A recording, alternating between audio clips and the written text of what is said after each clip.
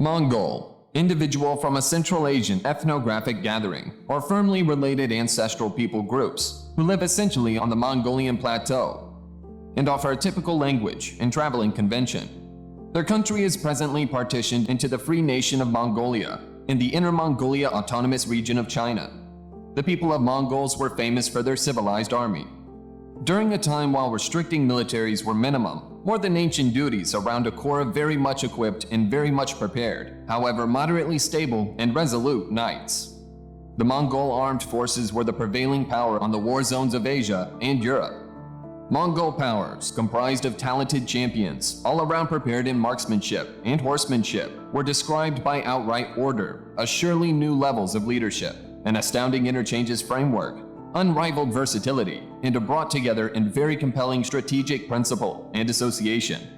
The Mongol armed force was the prevailing military power of the 13th century. Never exceptionally enormous, it depended on predominant strategies and speed, and resembled one gigantic, very much focused rangers, which moved quickly, adjusted rapidly to changing circumstances, and followed complex fight systems. The center of Genghis Khan's military comprised of just 23,000 horsemen, who battled with composite retires from tomahawks and secured themselves with waterproof cowhide armor. Chinese and Middle Eastern designers, experienced with slings and other attack devices, were recruited to assault braced urban communities. There was nothing of the sort as a non-military civilian population in Mongolia. War was a full work, and it is possible that you were a fighter, in some way or another, upheld an officer. Individuals from rival clans were isolated and spread among various divisions. Control was set up by the pitiless requirement of Mongol traditions. Adulterers were slaughtered, and the grabbing of ladies was debilitated. Goods were separated similarly among all the men, and any man who deserted the combat zone was executed. Mongol warriors were strictly prepared to sharpen their battling abilities and get meat for a tremendous blowout. The Mongols held a yearly incredible chase, called a gouge, in which a huge number of horsemen enclosed all the game in a huge region and shut in. Each man was assigned just a single bolt. The inability to slaughter a creature was met with playdown. The Mongols enhanced Persian and Chinese weapons. Mongol cavalrymen conveyed maces, spears with a snare a lot, sabers, 3 shuttered bolts, and a composite bow made of wood, ligament, and thorn. Tied to one sidearms patch conveyed blades, utilized in short proximity battling. The front gatekeeper was comprised of lancers who enjoyed some real success in the sea, with short stirrups which gave influence for amazing pushes. Mongol bows had a scope of 250 meters, double that of English longbows. The Mongols could start up to 6 bolts every moment, and used a few bolts and pointed stone plans, including long-range ones, short-range ones, and ones that could penetrate the defensive layer.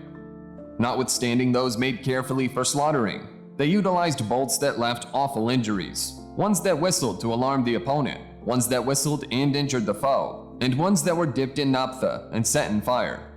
The Mongols were the first to utilize explosives in a fight. They utilized it as an unstable, not as a charge to fling shots or gun feed. During attacks, the Mongols utilized mangonels, monster launches, to fling stones and different articles.